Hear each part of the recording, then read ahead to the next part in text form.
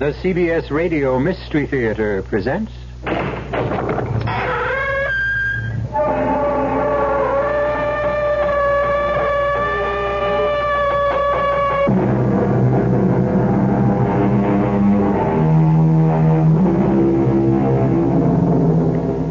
in. Welcome. I'm E.G. Marshall. Sorry about this door of ours. We've tried oiling it 100 times, but it doesn't do the least bit of good.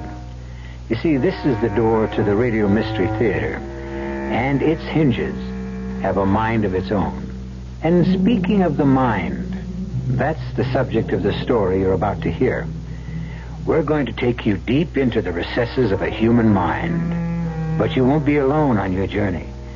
You'll be accompanied by 3 people. One of them is a psychiatrist, a man whose purpose it is to heal and cure. But the other 2, well, I'm sorry to say that their intentions are not nearly so benevolent. You can't do this to that man, Jimmy. He's sick. He's very sick. If we do something like this, we're liable to make him worse. Do you think I care about him? All I care about is us. But you might drive him out of his head. You might make him insane.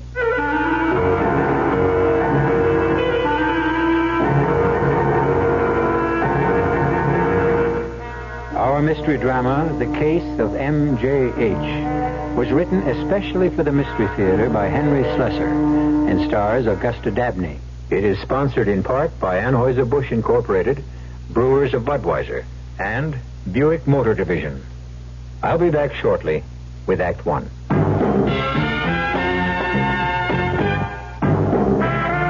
You don't see many people putting salt in their beer nowadays. Not that there's anything wrong with salt on radishes or French fries, but, man, not in the king of beers. Truth is, the only thing salt can do for Budweiser is make it salty. An unwise thing to do to the only beer in America that's Beechwood aged. Unsalted Budweiser has become the most popular beer in the world. That's because in brewing Bud, the Budweiser brewmaster goes all the way for a taste, a smoothness, a drinkability you'll find in no other beer at any price.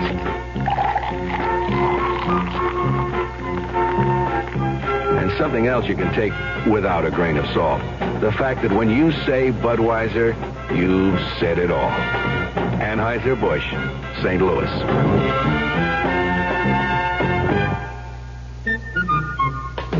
You're doing more.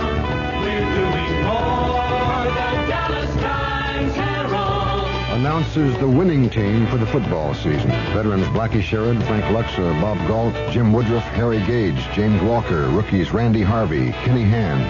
So if you want another reason why the hare finally beat the tortoise, these are the columns to read this fall. Sherrod, Luxa, Galt, Woodruff, Gage, Walker, Harvey, Hand, Sherrod.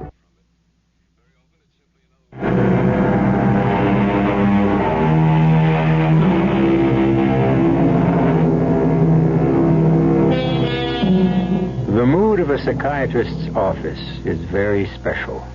A quiet mood, which gives no hint of the raging storms contained in the minds of those who lie on Dr. Vernon Cooper's leather couch and murmur their way through the secret fears and hidden angers of their lives. I must have been, 20 or 21, something like that. That was when I started putting on the pounds. My God, I put on weight so fast I had to get rid of a suit I'd bought only 2 months before. It was, like you said, I got myself into a spiral. I couldn't get out of it. I didn't have any friends. I didn't think any girl would look at me twice fat as I was. And the more I felt deprived, the hungrier I got. And the more I ate, and the more I ate, and... Oh, listen, I must have told you this story a dozen times, Dr. Cooper. No, it doesn't matter. It's like a waste of money, isn't it? Me coming here twice a week and telling you the same things over and over. Oh, there are differences. There are always differences in the way things are related. Those differences can be very significant. Well, maybe. Why are you looking at your watch? Oh, I count my time's up, isn't it? Yes, but why not let me tell you when the hour's up? I guess I'm just anxious to get out of here. I've got something to do this evening. Business appointment? Well, like you said, Doctor, the hour's up. I don't have to say any more, do I? All right, Mr. Harrison. We'll go on next time, then. Right. Listen, would it be all right if I didn't come in at 3 o'clock on Wednesday? I'm busy then. Could we change the time? Well, why don't you check with Miss Sheridan? Yeah, I'll do that. So long, Dr. Cooper. Bye. Miss Sheridan, Yes, Mr. Harrison? Dr. Cooper said I could ask you if there was some other time I could come on Wednesday. Well, let's see. You were scheduled for 3. Oh! Wait a minute. I see that Dr. Cooper has a free hour at 10. If you can make it that early. Yes, that'll be okay. 10 o'clock. Thanks. Bye, Mr. Harrison. So long. Dr. Cooper's office. Hi, Maddie. It's Judy. Oh, hello, Judy. How are you? Okay. Listen, what are you doing tonight? Usual, I suppose. Eating dinner and watching television. Who knows? I might vary the routine by washing my hair. You wouldn't like to go to that party with me? What party? Oh, Judy, you don't mean that dancing school thing? Yeah, that one. Judy, why do you talk about those things as if they're really parties? Nobody gets invited. You pay to be there. Oh, it's better than nothing, isn't it? Not for me, it isn't. Well, what choice do we have? There's got to be some way to meet a man in this town. Well, all we ever met there are dancing instructors. And all they want is to sign us up for a 5,000-lesson dance course, payable for the rest of our lives. Yeah, I guess you're right. What did you say was on TV tonight? Maddie? Oh, excuse me, Judy, you have to go. Oh, okay. I'll call you later. Mm-hmm. Yes, Dr. Cooper? You might as well run along home. I have some notes to transcribe, and I'm not expecting any more patients. Well, not in any hurry, Doctor. No, you run along and enjoy your evening.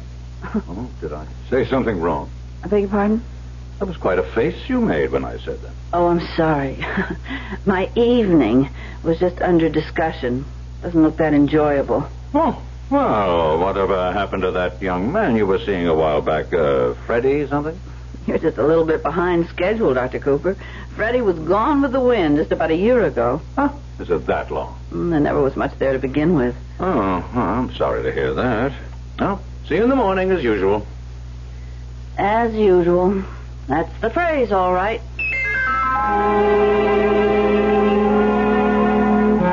Mr. Radaman says to Mr. Clark, who's supposed to be handling the money around here, you or me? So Mr. Clark says, why have we got adding machines in the office if you're not going to use them? So Mr. Radaman says, hey, Maddie, are you still there? Yes, Judy, I'm here. You haven't said a word for 5 minutes. I wonder why. Listen, am I keeping you from something? Only from my dinner. I thought I had some macaroni and cheese left over from last night, but it had green mold all over it. Well, what are you going to do then? Go out to the cafeteria, I suppose. I thought you hated that place. You said it was full of nothing but tired old men. Yeah, old men, but fresh macaroni and cheese. I'll talk to you tomorrow, Judy, okay? Yeah, all right. Hey, you know something? What? Right about now, I'd even settle for a tired old man. Excuse me, miss. Yes? Maybe I better give you a hand with that tray. It looks like you're about to drop the whole thing. Oh, this darn book of mine has made the whole thing unbalanced. Well, here, maybe if I grab the book. Oh, thanks. That helps. Hey, this is some book, all right. Must weigh 10 pounds. It reads that way, too. Well, thanks again. Why not sit down here at my table? Well, okay. I guess it's just as good a table as any. Of course, maybe you'd rather be by yourself to read your book. No. I don't think I really feel like reading tonight. Hey, what's the name of it, anyway? Hey, you know something? I can't even pronounce the name of it. It's called The Psychopathology of Everyday Life. Sigmund Freud. I'm sure you've heard of him. Yeah, he's a shrink or something like that. Well, he was just about the first shrink, I guess. No kidding. Hey, you must be a pretty brainy type reading stuff like this. Well, I'm afraid I only read it because I think I should. Not much of it really penetrates. Well, that's the way I feel about most books. Only I never cracked one with a title like that. Well, you see, I work for a doctor.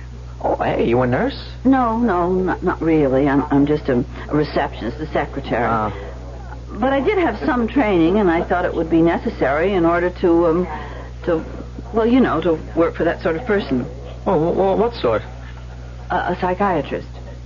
Oh, you mean he's a shrink, too? Well, I suppose you could call him that. Oh, what do you know? You know, all my life I wondered about those guys.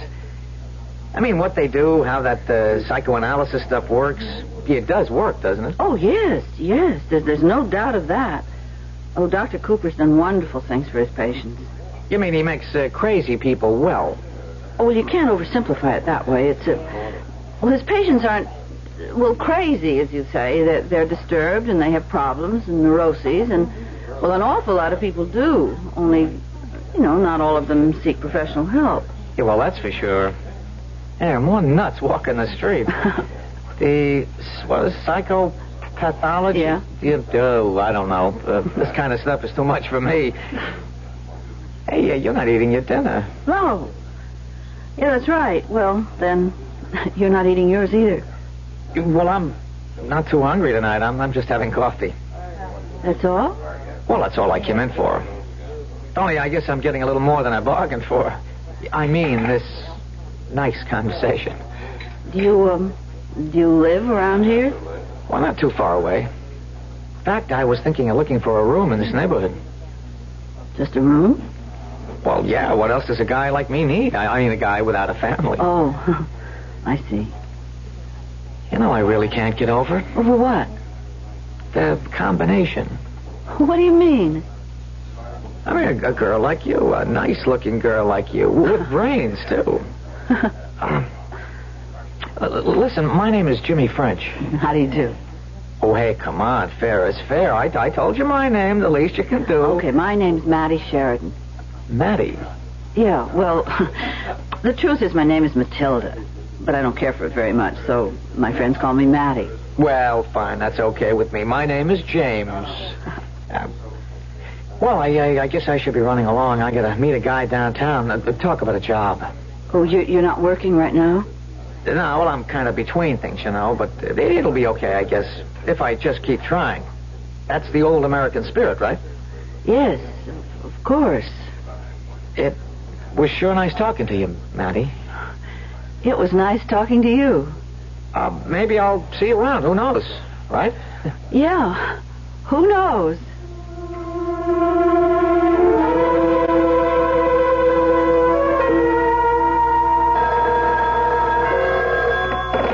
Dr. Cooper's office. Oh, yes, Mr. Harrison. No, the doctor hasn't come back from lunch yet. Oh, I'm sorry. Well, I'll tell the doctor that when he arrives. Now, will you be able to make your next appointment? Fine. I'll tell him, Mr. Harrison. Oh, Dr. Cooper. Sorry I'm back so late, Matilda. Mr. Harrison isn't here yet, is he? No, he just called this minute. He said he wasn't feeling very well, and he won't be able to make it today. Oh, yeah, I was afraid of that. Did he say what was bothering him? No, that's all he said. But he promised that he'd be here for his next appointment. You look worried, Doctor. Yeah, I am. Worried about that man. Sometimes I almost feel I should arrange another doctor for him. He just isn't making the progress I hoped for. Oh, well, if he calls again, put him through directly to me. Tell him I could fit him in tomorrow if he wants. Yes, Doctor.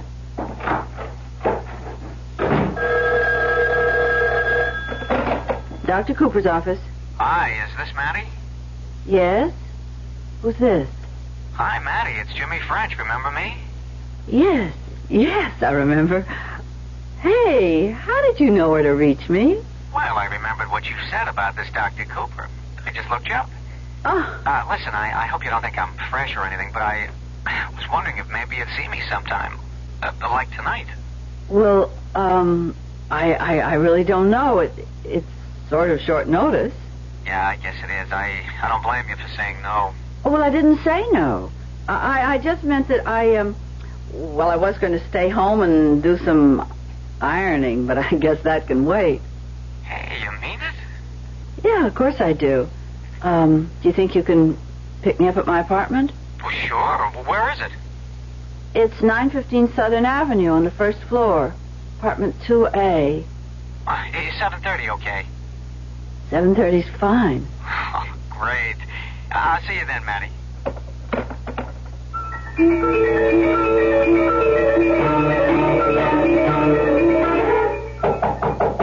1 second. Who is it? It's Mike. Yeah, that figures. I knew you'd be coming around again. That's right, Jimmy boy. I'm coming around every night until we get our business finished. Now, what do you say? Got a little installment for me? Mike, listen, I got something better than an installment. Come on, buddy. Don't tell me you got the whole thing. I'd keel over and die. You never had 2 bills in your pocket at the same time. Mike, I got something going. I got something that's going to take a little time, but it'll be just what I need. What we both need. You know what I need, Jimmy boy. I need my bread. All of it. And I need it now. You'll get it. Every nickel, Mike. I'm going to start putting it all together tonight. 7:30 tonight.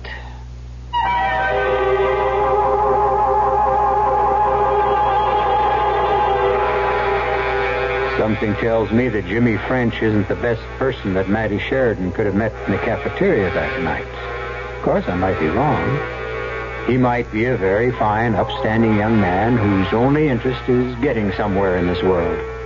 Or is the phrase getting someone? We'll find out more when I return shortly with Act 2. Say, do you know what happens this time of year? The swallows come back to Capistrano. Nope. The buzzards come back to Hinkley Ridge, Ohio. No. Bulldogs all over the world begin to shed. Not even close. Oh. This, my friend, is the time of year when you can get a super little deal on the practical but elegant Buick Apollo. And just between you and me, it may very well be the best chance you'll ever have to buy a Buick. I could have sworn this was Buzzard Day in Hinkley. This can make your blood pressure go up. And Madame wish? Oh, I'd like pâté to start, I think. Oui, Madame. And Darling. vichyssoise. Darling. Chateaubriand, yes, and petit pois. Darling. Yes, dear. I forgot my wallet. What, again? Oh, monsieur. Yes, your blood pressure can go up, but usually it will come back down again. If it doesn't, you may have hypertension. But hypertension can be controlled. Your heart is an association... unusual animal marked with a number of odd characteristics. And...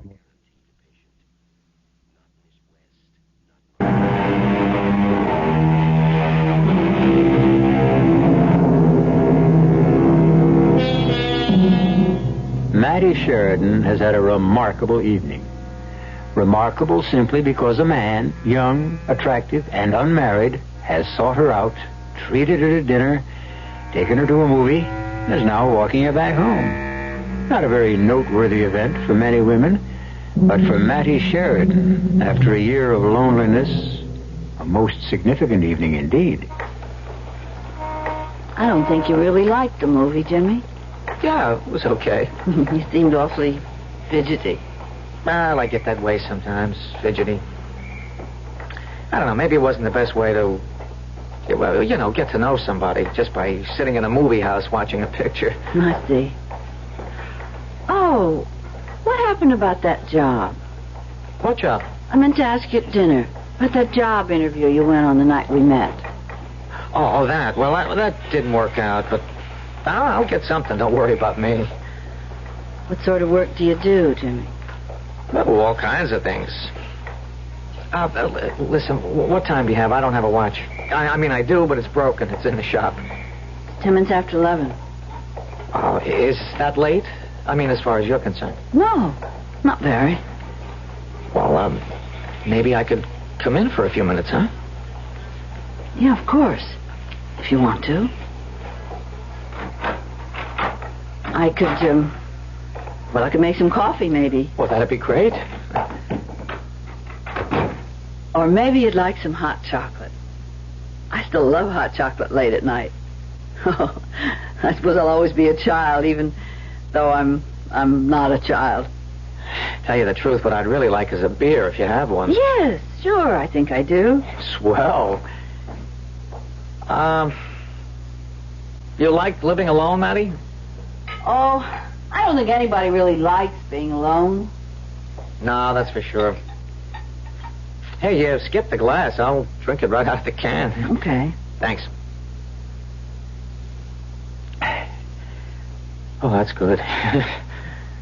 Jimmy? Hmm? Can I ask you something? Well, sure. Why are you having trouble finding work? Oh, I don't know. It's just the times, I guess. Well, when you say you do all kinds of things, what would some of them be? Well, I guess anything that doesn't require brains. Oh, come on, I don't believe that. You're very intelligent, seems to me. Well, thanks, but you know better, Matty.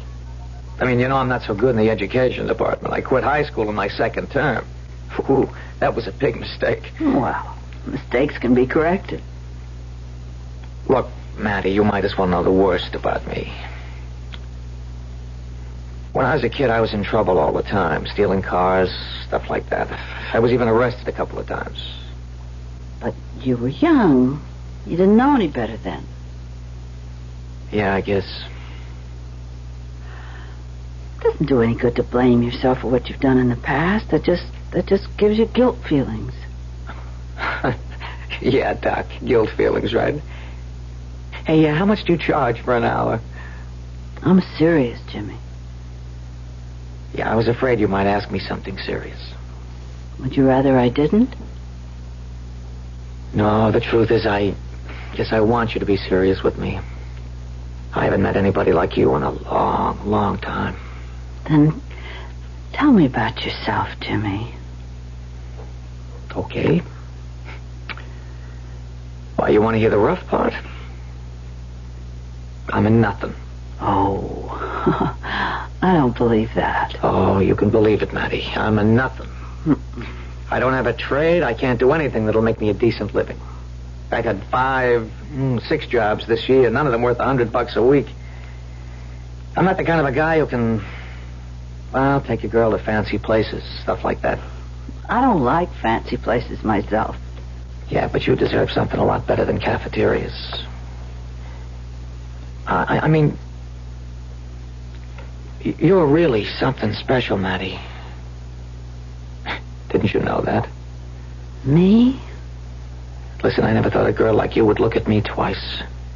But why? Oh, come on, you know, you're a million times smarter than me. Look, maybe I'd better be going. We haven't even finished your beer. I'd better go. I'm just getting you all depressed, and me too. Jimmy? Huh? Will you be calling me again? Why do you want to hear from a guy like me? What for?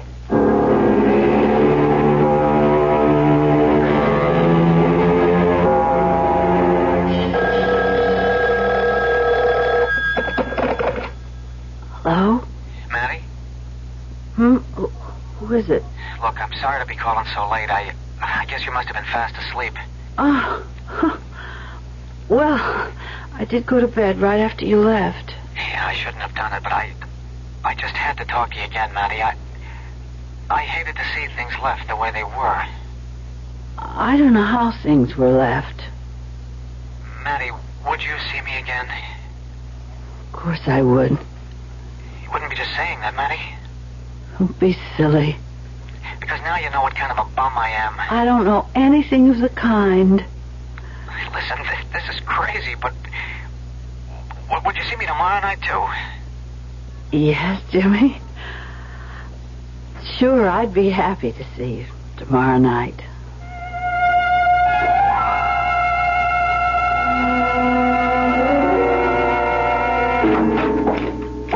Mr. Harrison not here yet? No, Doctor.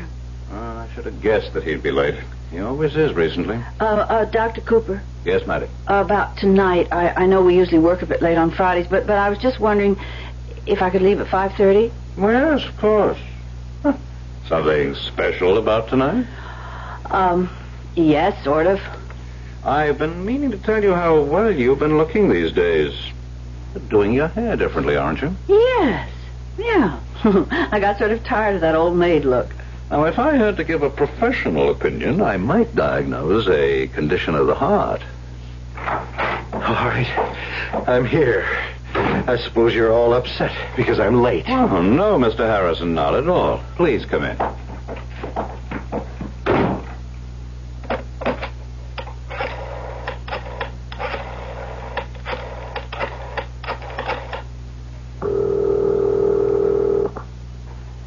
Hello? Jimmy, it's all right. My place at 7, darling.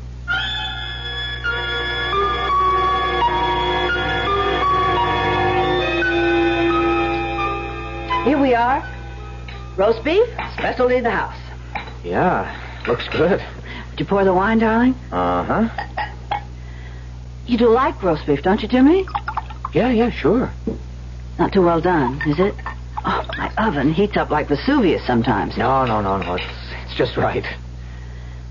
Hey, Jimmy, what is it? Now, look, I can see that something is the matter. Well, nothing's the matter. The roast beef is great. The table looks terrific. You look sensational. The only thing wrong with this whole thing is me. What are you talking about? I'm talking about me, Maddie, about me and you and all the talk about, the future. I don't know what made me start that junk. Talking about marrying when I can't even get a job that lasts more than 1 week. Jimmy, did you say marrying? What? Sure. What else? That's what I want for us, Maddie, more than anything. But you've never mentioned that before. How could I? What right did I have? I've been thinking about it so much I'm sick. You know how that is. You can think about something and get sick. Head aches right now. Oh, darling, poor boy. Why didn't you say something? No, it's not a case for an aspirin. It needs another kind of pill. A money pill. That's what it needs. Oh, Jimmy. Maddie, I told you a lie. I told you that I was a wild kid, a bad kid. That was a lie. I was just an ordinary kid. The guy I described, the crook, the punk who stole cars, the guy who got himself arrested twice. That's me now, Maddie. Right now. You don't mean that. I'm telling you the truth about myself. I'm not just a crook. I'm a cheap crook at that. Oh, I just don't believe that. Well, you better, for your sake. It's even worse than you know. I'm not just broke. I'm in debt. I've been living on borrowed bread. If I don't pay it back, I'll either go to jail or get my head busted in. Oh, Jimmy, no. Well, that's what they do to guys like me. Jimmy, listen. Listen, I have some money saved. I have a little over $300. I owe $8,000, Maddie. What? I owe $8,000. How do you like them apples? Oh, Jimmy. Yeah, I'd be some husband for you, wouldn't I? Best thing for you is to lose me, honey. Lose me. But I don't want to lose you. There has to be something that can be done, Jimmy. Well, yeah, maybe. I've been thinking about it a lot. What have you thought? I thought that... What? I can't even tell you Oh, about please, come on, you have to. Okay. It's the only time I'll ever ask you to do something like this because I'm going to change right after it's over. I'll change, Maddie, so help me. After what's over? One more job. Only one, I mean it. But it's got to be something worthwhile. Now, Maddie, I want you to bring me the files from the doctor's office. What? I want you to bring me his files, as many as you can carry. Only the current cases, the people he's had recently. But, Jimmy, now, let me finish. I want to borrow those files just overnight. I'll go through them real quick. So fast you can have them back in the drawers by morning. Who knows? Maybe I'll find what I'm looking for right away. Well, what are you looking for? What good will Dr. Cooper's files do you? It's just an idea I got. I mean, this analyst stuff is pretty personal, isn't it? I mean, they have to tell the doctor everything, don't they? Yes, of course. There can't be any secrets from an analyst. That would defeat the whole purpose. Right. No secrets. So if I could see the doc's notes, if I could read through them, well, there's bound to be plenty of stuff they'd like to hide, stuff they'd pay money to keep quiet. Jimmy, you're talking about blackmailing. Your boss has a lot of rich patients, hasn't he? Now, you told me how much this analysis stuff costs. I mean, $60 an hour. They're going to be loaded, Jimmy, right? please don't ask me to do this. Honey, they can afford a few grand. It wouldn't hurt them to part with a few grand. If I could just get enough to pay off the loan and maybe a little extra for us to get started. No, I won't, Jimmy. I can't. I won't. You won't even listen to me. You won't even give me a chance. I couldn't do such a thing. I just couldn't. Not even for me? For us? No. All right. That tells me what I want to know. I guess you want me to beat it out of here right now, don't you? No, I didn't say that either. It just can't be both ways. It isn't fair. It just isn't fair to ask me to do such a thing. It just... So long, man. I'm sorry about the dinner. You went to a lot of trouble, but I just don't have any appetite. Jimmy?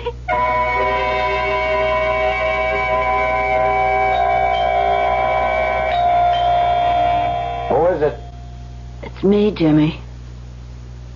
Who? It's Maddie. Maddie, what are you doing here? I just wanted to see you. I've been calling you for days. I've been out. Why didn't you call me? You know why. Jimmy, I missed you terribly. I missed you too, Maddie. What's the use? What's the good of us seeing each other? It doesn't go nowhere, honey, don't you see? Jimmy, can't you see what I have here?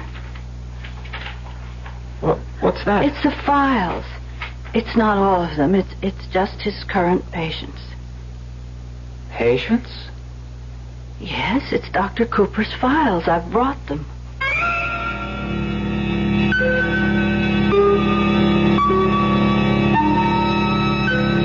Well, well.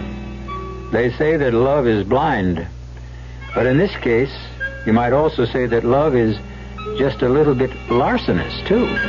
No, we won't pass judgment on Maddie Sheridan. We know the pressures that she faces. But who knows who else is going to be pressured as a result of this night's work?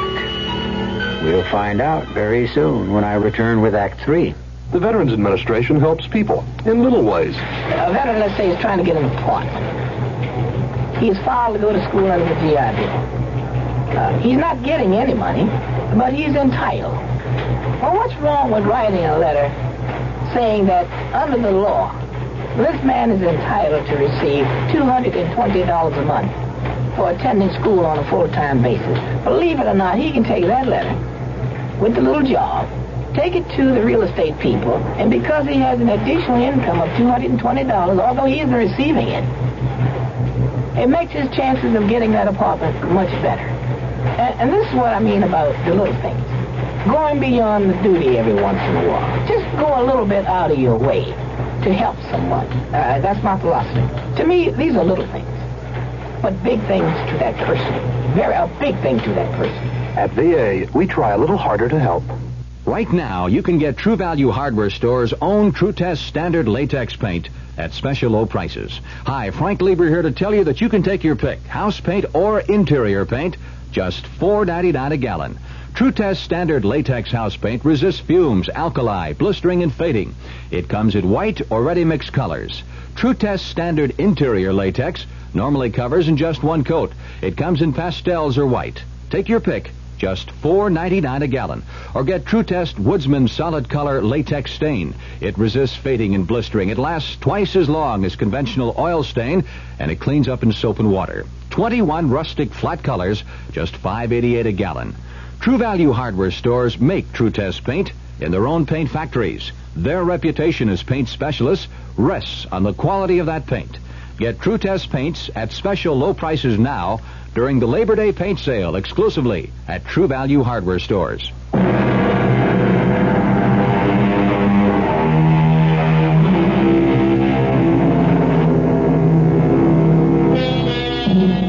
There is frantic activity in the one-room apartment rented by Jimmy French. A steady period which has lasted for many long hours. Folder after folder has been perused. Long, copious notes full of psychiatric jargon have been studied. And if Jimmy French is getting what he expected from the notes of Dr. Vernon Cooper, he certainly doesn't seem to be pleased with the results. Nothing. I can't make heads or tails out of this Please, stuff. Jimmy, try just to keep them in some kind of order. If you mix up the pages, I'll never get them back correctly in the files. Why can't I figure out what he's talking about half the time? I told you it wouldn't be easy, that they wouldn't make sense to you. It's like reading a foreign language. Wait a minute. What are those type pages? Well, they're transcripts of conversations. They're taken from a tape recorder. Well, Dr. Cooper doesn't always tape what his patients are telling him unless he thinks it's important. Oh, boy, this looks like a long night. I haven't even eaten yet, have you? No, I came right from the office. I got some hamburger meat in the refrigerator. You want me to fix it? That'd be great. All right. Maddie, Yes? look, I know how you feel about this, but you're not doing your boss any harm. These files will be back where they belong tomorrow morning. All right, Jimmy.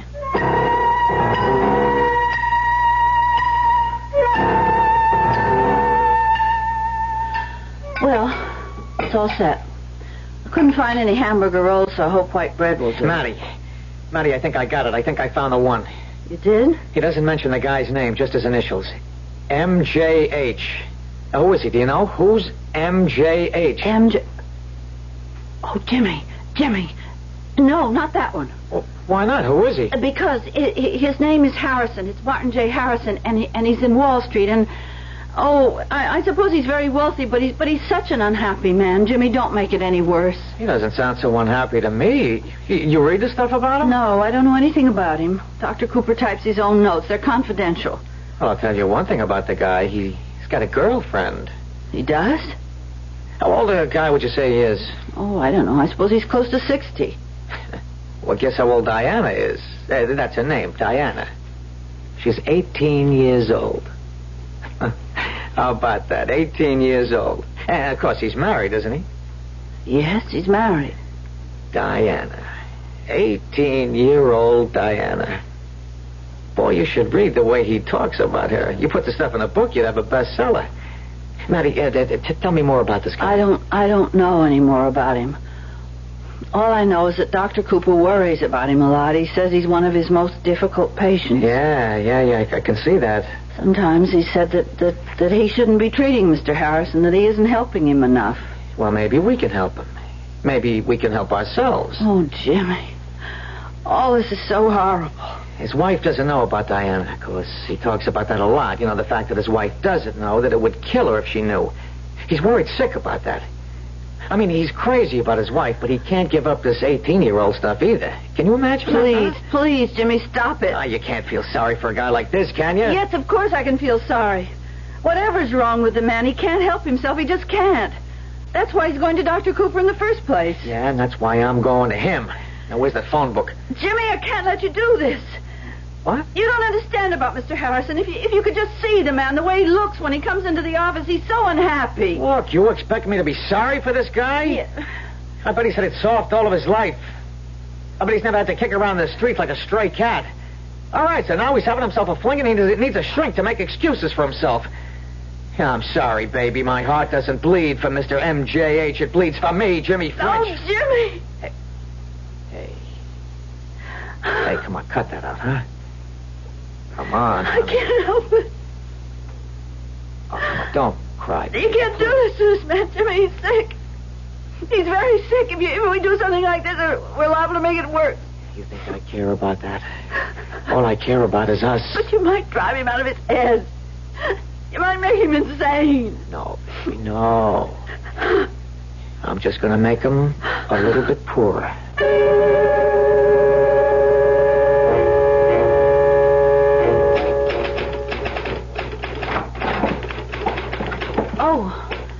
Good morning, Mr. Harrison. Morning. I'm glad you were able to keep the appointment. Is the doctor in? Yes, I'll tell him you're here. Dr. Cooper, Mr. Harrison's arrived. Yes, I will. You can go right in, Mr. Harrison. Thanks. Please come in, Mr. Harrison. I suppose you've got a few nasty things to say to me today? Well, why would you think that? Because of the appointments I've missed. Or maybe it doesn't matter to you. You get paid no matter what, right? Probably a relief to you when your patients don't show up. Please lie down, Mr. Harrison. All right.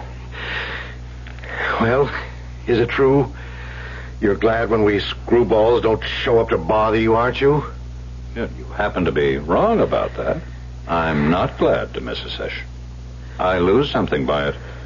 And more important, so do you. $60, that's what I lose. Can you give me any particular reason why you didn't show up last time? You know the reason. Do I? You know very well. I needed a different kind of therapy, Doctor. Go on. You know what I'm going to say next. I'd rather you did the talking. I went to see her, of course. Diana. I see. Took me a whole day to figure out how to get to Diana's place and stay a while. Without my wife finding out, of course. And did you succeed? Yes, I succeeded. I told her I was coming to see you. That's always a good excuse, of course, going to see my analyst. So you see, you do come in handy sometimes, Dr. Cooper. You're worth $60 an hour even when I'm not here lying on your couch. I'm on somebody else's couch. You don't really consider me an excuse, do you, Mr. Harrison? No, that's not what I meant, Doctor. You know what I meant. Please continue. Anyway, I made sure that Elizabeth didn't know where I was. I always have to make sure of it, that she doesn't suspect anything. I told you what it would do to her. She's a sick woman. That heart of hers is held together with tissue paper. Did I ever tell you how sick she is? Yes, you've told me. It would kill her if she found out about Diana. She'd just lay down and die. I can't have that happen, Doctor. She's everything to me. She's my whole world. Well, I know what you're thinking. If she's my whole world, what am I doing with Diana? That's what you want to know, isn't it? If you can answer the question, please do. That's just the thing. I can't answer it. I don't know. Every time I see that rotten little 18-year-old tramp. Tramp. That's all she is. Jailbait. And yet you continue to see her. I've got to. I can't help it. I've got to go on seeing her, Dr. Cooper. She's got a spell on me. A hex of some kind, I swear it. And yet, oh God, if Elizabeth ever knew, if she ever found out, it would kill her. My wife would die.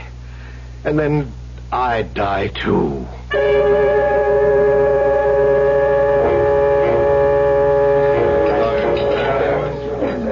Jimmy? Jimmy, over here.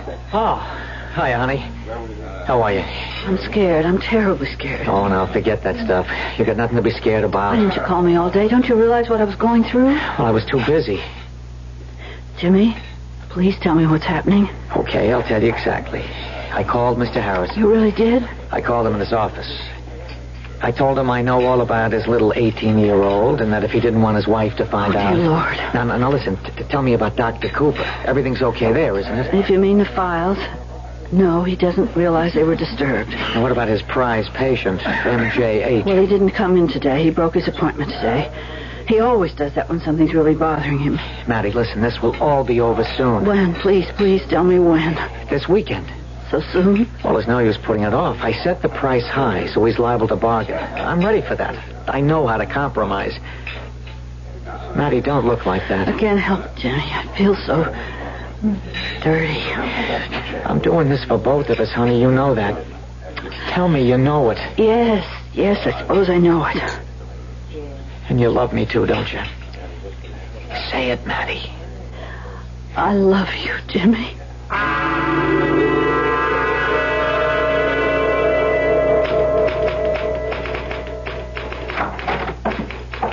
Morning, Maddie. Morning, Dr. Cooper. How are you? Oh, not very well this morning, I'm afraid. Why? What's wrong? Well, I gather you haven't heard the bad news. No, I haven't.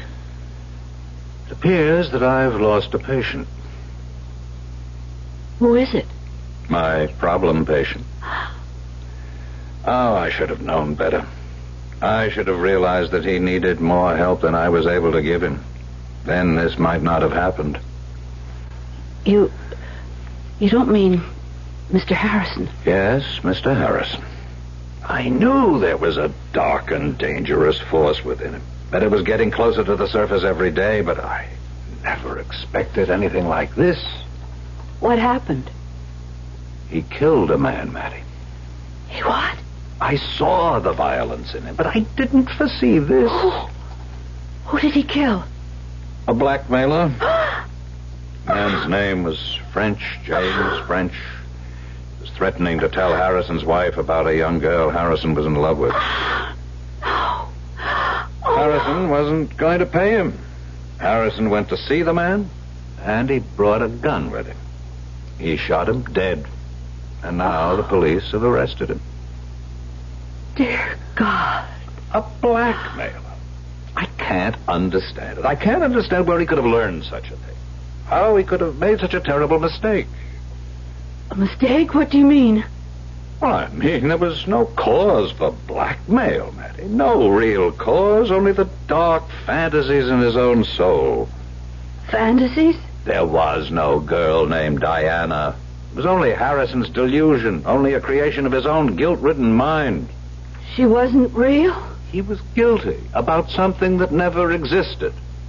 When a blackmailer threatened him, he protected his delusion with murder, the ultimate rationalization.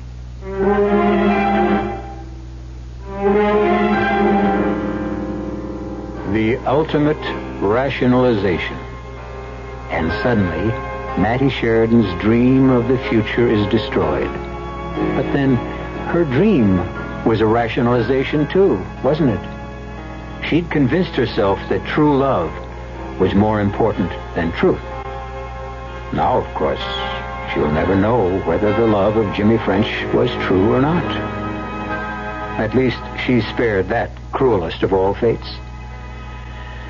We'll be back shortly. Excuse me, sir, but do you know what happens this time of year? Right on, pal. I happen to know that right about now a freak blizzard falls on Dumont, New Jersey, and they're snowed in for the rest of the summer. Happens every year. Nope.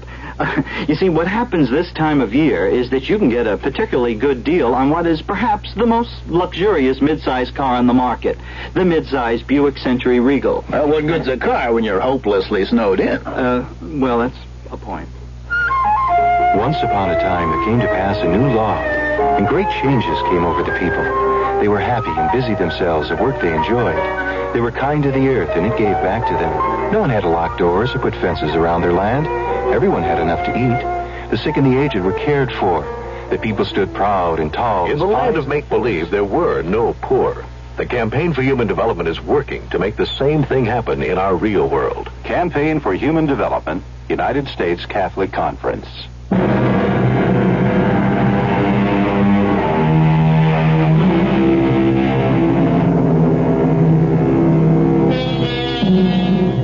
We hope you've enjoyed this little journey into neurosis, blackmail, and murder. They're the typical sort of menu on the Radio Mystery Theater, as our loyal audience has already discovered. We plan to bring you more of the same bill of fare in the future. Now, if you'll excuse me, I have to see if I've managed to oil the creak out of our door. Our cast included Augusta Dabney, Jack Grimes, Alan Hewitt, Robert Maxwell, and Joan de Marais. The entire production was under the direction of Himan Brown. Now, a preview of our next tale. There's nobody in there. I'm telling you, there's nobody in there. What happened to my husband? What did they do to my husband? Now, calm down, ma'am. Think. Are you sure this is the same? I'm sure. I know. Don't you try to talk me out of it. I know. I was here exactly 1.5 hours ago. I was here. This place was open. This service station was operating, and there was a man here, Frank. How do you know his name was Frank? Because the name was written on his shirt. Look, ma'am, I don't know what's going on. My husband. I want my husband. Now, what happened to him? Ma'am, try to hold on to yourself. Don't pass out, please. Don't faint on me. I wouldn't know what to do. Here, let me help you back to the cab. Leo, what did they do to Leo? Radio Mystery Theater was sponsored in part by Buick Motor Division and Anheuser-Busch Incorporated, brewers of Budweiser. This is E.G. Marshall inviting you to return to our Mystery Theater for another adventure in the macabre. Until next time, pleasant